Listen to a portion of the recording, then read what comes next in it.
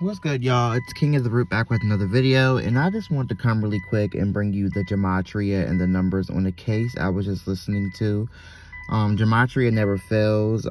So with the numbers coming out the way that they came out with, the only conclusion I can come to is either the family had something to do with this was divine by God, was supposed to happen with the numbers, or somebody, I don't want to blame the family or anybody because I haven't listened to the full video yet, but somebody's on bullshit and this was going to happen and somebody set this up. But I'm gonna say this, it couldn't just been somebody possibly kidnapping her unless this person is some kind of occultist, or this person is some type of mason, or this person is some type of elitist, or somebody who's in the government, or whatever, studies gematria. And as we know, a lot of us truth seekers know that when you see these missing people cases, a lot of times the families have something to do with it. Sometimes it's connected to an insurance policy. Sometimes they are sold into sex trafficking. Sometimes they are Masons and they have to give up their kids. A lot of shit goes into it. So all this is alleged, but what is not alleged is these fucking numbers. So the case I was listening to was LOWITZER. She was from Texas. And she was last seen, I guess, on April 26, 2010, getting off her school bus. She was 16 years old. So the number here is 6. So April 26, if you do the numbers like you're supposed to, if you do 4 and 2, so you do April 26. So 4 and 2 is 6. She went missing on the 26th day. She went missing in 2010. 2010, you take 2 and 1 is 3. Alright,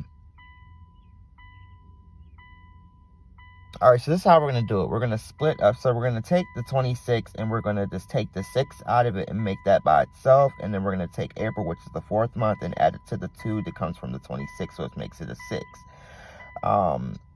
Then we're going to go fully across and do 4/26, 2010, which comes out to, let's see,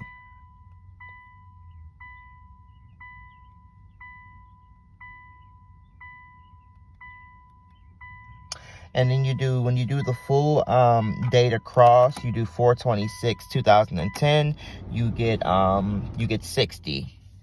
So there's our 6 again. So like I said, the number 6 is straight across here. And then she was the age 16. We're going to do 1 times 6, which equals 6. Now we're going to go to the gematria calculator, and I'm going to show you what this comes out to. So when you put LOWITZER into the gematria calculator, the English ordinal is 156. 1 and 5 is 6. The reduction is 60. The reverse is 147, and the reverse reduction is 66. LOWITZER altogether, or the ordinal, and the number that it comes out to is 150. 1 and 5 is 6. Her name Allie comes out to 22, and LOWITZER comes out to 128, which is 11. And then we have 4. But you guys see what I'm saying? So the 6 is straight across here. We've already connected it to the gematria calculator with, like I said, with her name coming out to, the full name, LOWITZER, the English ordinal coming out to 150. Like I said, she was 16. We'll do 1 times 6 equals 6. And then we'll do the full date, which was, April 26, 2010, which comes out to 60. And of course, you reduce it and remove the 0, which comes out to 6. So this was on bullshit. Either the story's fake and it's another story to distract us. Like I said, either this was pre-planned and somebody who practices gematria or knows the numbers, knew what they were doing, and they wanted to make sure it added up on this certain date. What have you, but I'm just going to guess it's probably on bullshit. There's some lies here, as most of these stories are, and it was a story they told us on the main stage to trick us, to adrenochrome suck us, to make us feel bad. Or, like I say, either the family or the mother or somebody's involved, and regardless, it's on bullshit. Shit like this don't just have coincidences where it adds up like this, and the numbers just all come together like that. Like I said, if it did happen like that, then it would have to be something that was divine by Christ himself. And that was supposed to happen to her divinely, but I highly doubt it. But All this is alleged. Another story I can give you too that I did a video on that was similar to this was Gabby Petito. I believe the numbers of her missing date, I forgot how I do it. It was a lot of numbers, but the main number of this story was the number 5. And I believe the day that the cops first stopped her before she died, when they had that traffic stop, or when they stopped her. You guys who know the story, I didn't follow it that much, but I followed it enough to, once it was all said and done, to get the numbers. And 5 was there. And then I think the family sued somebody for like 500,000 or 500 million or something. So the 5 was there again. It was just 5s all across the board, no matter how you looked at it. Every number that came up in this case, for the Gabby Petito case, was 5. And I was like, that's interesting. So that just let me know that it was on bullshit. 9 times out of 10, they probably mind controlled that boy and made him kill her. Or he probably, not knowing himself, had been preparing to kill her his whole entire life, because he was probably under some kind of mind control. And both these families come from the elite.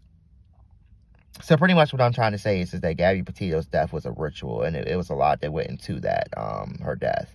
It was a ritual as far as trafficking. It was a ritual as far as MK Ultra victims and families who put their kids into these type of programs and come from these type of programs. It was it was just so much that went into the Gabby Petito case. But it was just on bullshit from the get-go. I think the boyfriend's name was Brian, correct me if I'm wrong, but he was under some kind of MK Ultra. I think his dad came from it. His dad was batshit crazy as well. There was some kind of insurance policy that was put on Gabby Petito. I don't know if it was the family or who did it, and that will never be spoken on, but there was a reason why she was killed, and the family all of a sudden, I believe they did win the money they sued for.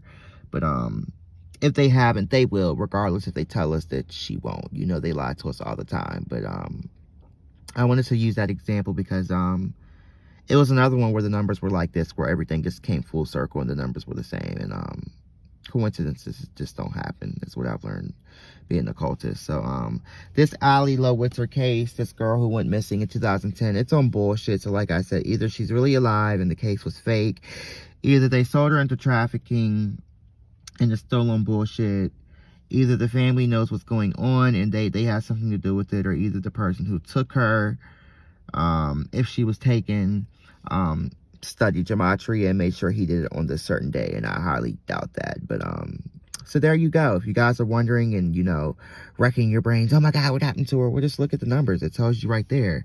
There's some kind of bullshit and lies going on with this story.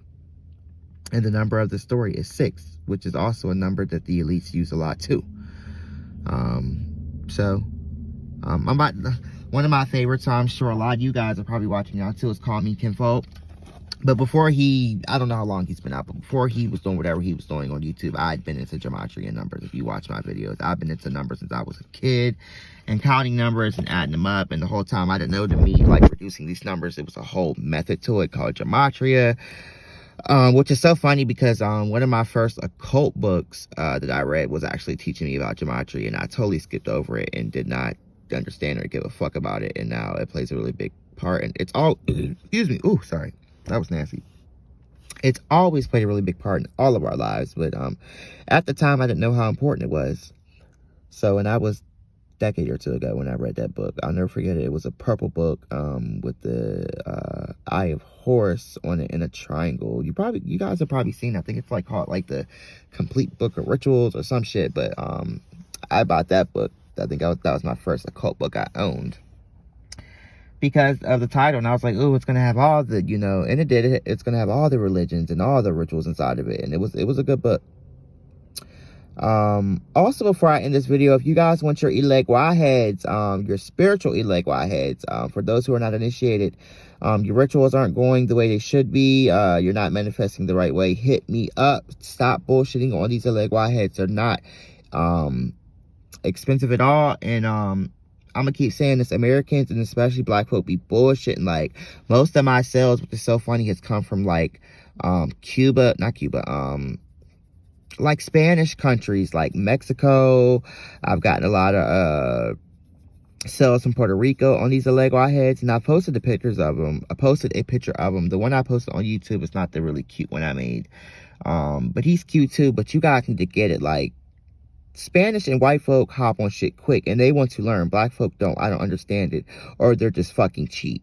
But a lot of you guys, as rituals, are going to continue not to manifest because you're not dealing with a leg wide the right way, and y'all need your leg wide head.